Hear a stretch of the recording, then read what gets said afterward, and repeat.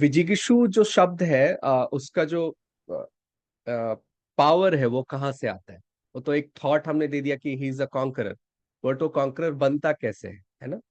तो उसमें बलों की बात आती है कि पहला है आत्मबल, एक स्वयं का जो अंदर से जो हम कहते हैं कि पावर है। तो उसमें वो योग की बात आती है, विद्याओं की बात आती है, जो चार विद्याएं वो सीखते हैं बचपन में।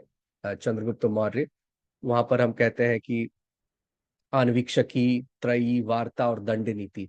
तो इस लर्निंग की वजह से जो बल वो ड्राइव करते हैं उसको हम आत्मबल कहते हैं। ठीक है। फिर ऑब्वियसली ज्ञान बल आ गया, जो नॉलेज के लेवल पे है वो ज्ञान बल है, और योग से जो उन्होंने ड्राइव किया द इच्छा शक्ति, द विल, वो आत्मबल हमने कहा। देन कोश बल, ऑब्वियसली द ट्रेजरी। अगर आपकी ट्रेजरी स्ट्रांग नहीं है, जैसे कि अगर अभी मैं बोलूं कि भारत अभी स्ट्रांग एक्शंस कैसे ले पा रहा है, क्योंकि इसकी ट्रेजरी धीरे धीरे स्ट्रांग होती जा रही है। जब इसकी ट्रेजरी नहीं थी 50s और 60s में, या इवन 70s में, स्ट्रांग डिसीजन लेना भारत के फेवर में इसलिए नहीं होता था क्योंकि कॉम्पेंसेट करने के लिए पैसे नहीं होते थे। तुरंत जो इकोनॉमी जो है वो फ्री फॉल में चली जाती थी अगर हम कोई स्ट्रांग डिसीजंस लेते थे। तो कोष बल इज ऑल्सो रिक्वायर्ड, है ना, ट्रेजरी से जो पैसा आएगा। विक्रम बल, जो वेलर है, उत्साह है, जो बेसिकली कोई भी युद्ध हम कहते हैं कि एक मोरल से लड़ा जाता है।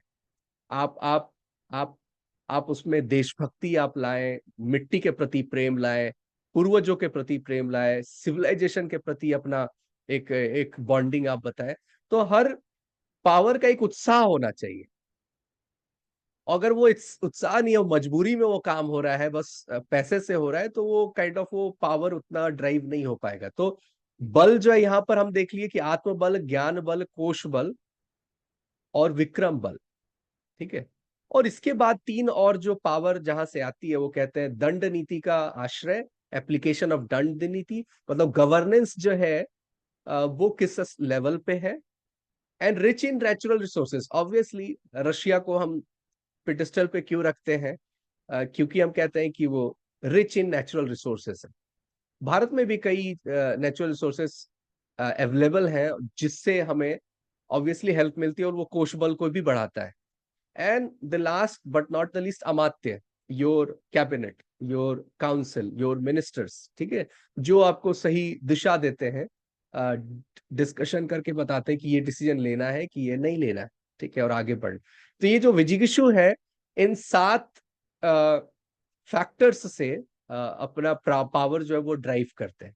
एंड आप देख सकते हैं these all are very much pragmatic, मतलब ऑब्वियसली इसमें से कोई भी एक जो है अगर गड़बड़ होगा तो वो फुल्ली कन्वर्ट नहीं होगा, जो जो इन्फ्लुएंस दिखा पाए अपने शत्रुओं पर। ठीक है। एंड दूसरा प्रश्न आपका था जो षाटगुण्य पे था। अब षाटगुण्य जो है, हम उसको इंग्लिश में बोलते हैं 6 फोल्ड फॉरेन पॉलिसी। ठीक है। तो ये अपने मित्र के साथ, अपने शत्रुओं के साथ, मतलब ज्योग्राफिकल जो एंटिटी है, आपके जो नेबर है, जहां आपका गवर्नेंस नहीं है, जहां आपकी मिलिट्री आप वहां से नहीं लाते, है ना, जहां इकोनॉमिक एक्टिविटी करते हैं बट टैक्सेशन हो जाएगी, मतलब एक्साइज ड्यूटी, कस्टम लग जाएगा, है ना। तो ऐसे जो स्टेट है उनके साथ कॉन्फ्लिक्ट होता है। ठीक है। और कॉन्फ्लिक्ट होता है तो एक सामने वाला एक और स्टेट होता है जिसके साथ हमारा कॉन्फ्लिक्ट नहीं होता है। ठीक है। और एक और स्टेट होता है जिसके साथ हमारा पुराना कॉन्फ्लिक्ट हो, बहुत दिनों से कॉन्फ्लिक्ट नहीं हुआ हो। तो ऐसे एक साथ जो है कई फैक्टर्स होते हैं। एक तो हम कहते हैं कि कोई भी एब्सोल्यूट एनिमी और एब्सोल्यूट फ्रेंड होता नहीं, मतलब जियोपॉलिटिक्स में। ठीक है। उसमें म्यूचुअल बेनिफिट्स होता है, सिचुएशंस होता है, कोई एक पर्टिकुलर समय होता है। तो वहां पर शाटगुन्य एक पॉलिसी का 6 फोल्ड पॉलिसी का एक तरीका है कि हम कैसे डील करें अपने नेबरिंग स्टेट्स के साथ। ओके। तो वहां पर पहला आता है कि संधि। अब संधि है कि ट्रिटी साइन करना टेक्निकली, और उससे पीस आता है। जैसे एक ट्रिटी हमने साइन की कि हम पहले न्यूक्लियर वॉरहेड का यूज नहीं करेंगे, हम इन रिएक्शन कर सकते हैं, बट पहले हम कभी भी न्यूक्लियर बॉम्ब का यूज नहीं करेंगे। It's a kind of a संधि, इट्स अ ट्रीटी, और इस ट्रीटी को हम नहीं तोड़ रहे। ठीक है, आगे हम देखते हैं विग्रह आता है। वॉर इज विग्रह, ऑफेंसिव ऑपरेशन, उसको हम वॉर कहते हैं। इन डिफरेंस है, वॉर नहीं कर रहे हैं बट मित्र भी वो नहीं है, कोई एक्शन हम नहीं ले रहे हैं। तो एक ऐसा स्टेट जहां पे पीस दिख रहा है फॉर द टाइम बीइंग, तो हम आसन उसको कहते हैं। ठीक है, आगे बढ़ते हैं।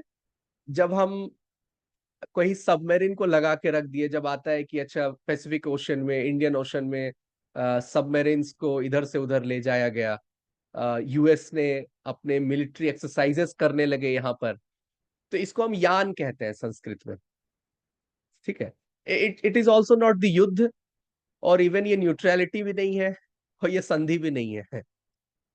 ठीक है, आगे जब बढ़ते हैं तो अलायंस होता है, आश्रय लेना, और ये तब होता है जब बहुत वीक हो कंट्री और सामने वाला बहुत स्ट्रांग हो, तो उसका आश्रय ले रहा होता है। ठीक है, एंड लास्ट वन जो हम कहते हैं द्वैधी भाव, डबल पॉलिसी। ठीक है, मतलब एक के साथ पीस स्थापित करो, दूसरे के साथ वॉर करो। ठीक है, एक ही कंट्री है जो एक जगह पीस की बात कर रहा है और एक जगह खुद वॉर कर रहा है। ठीक है, तो ये तरीके हैं, फॉरेन पॉलिसी है बेसिकली। और इसमें वो सारी बातें आएंगी, बैलेंस ऑफ पावर आएगा कि हम क्यों न्यूक्लियर, अब ये बहुत अजीब लगता है लोगों को कि हम ये न्यूक्लियर वेपन्स नंबर्स बढ़ाते क्यों रहते हैं। ठीक है, सो बैलेंस ऑफ पावर का अपना एक रूल है, अगर आपके पास नहीं होती तो क्या पता आपके पास अटैक हो जाता। सो पावरफुल जब किंगडम होता है, पावरफुल एम्पायर होता है, या पावरफुल नेशन स्टेट होता है, तो लड़ने से कतराते हैं, है ना। दो कंट्रीज दोनों अगर पावरफुल हो तो भी लड़ने से कतराते हैं। वही जो सुनजू और चाणक्य की पॉलिसी थी कि प्रॉक्सी वॉर में रहेंगे वो, आ, आपके प्रोटेस्ट में इन्वॉल्व होंगे, आपकी न्यूज मीडिया को इन्फ्लुएंस करेंगे, आपकी सोशल मीडिया को इन्फ्लुएंस करेंगे, आपके यूथ को इन्फ्लुएंस करेंगे, बट वॉर में नहीं जाएंगे। आपके एजुकेशन सिस्टम को बदल देंगे, बट वॉर में नहीं जाएंगे। ठीक है, तो स्ट्रॉन्ग कंट्रीज ऐसी ही तरीके से जो है अपना कार्य जो है अपना करती है। तो यहां पर हमने देखा कि जो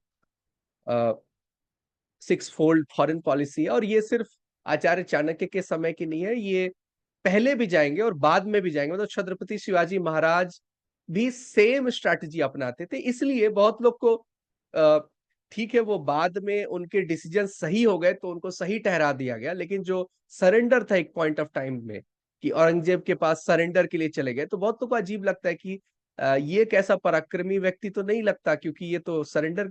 बट जो टैक्टिक्स और स्ट्रैटेजी होती है, रियल टाइम जो सिचुएशन होता है ना, जब थ्योरेटिकल आप सोचते हैं तो इस तरह सोचते हैं, बट जब एक्चुअल डिसीजंस लेना पड़ता है और काउंसिल्स ऑफ मिनिस्टर्स होते हैं, तो वो बहुत, और एप्लीकेशन अप्लाई करना पड़ता है, कंप्लाई करना पड़ता है, तो उस समय कई वेरिएबल्स होते हैं, और उन वेरिएबल्स को देख के डिसीजन लिया जाता है, और वहां पर शाटगुन्य बहुत अच्छा काम करता है।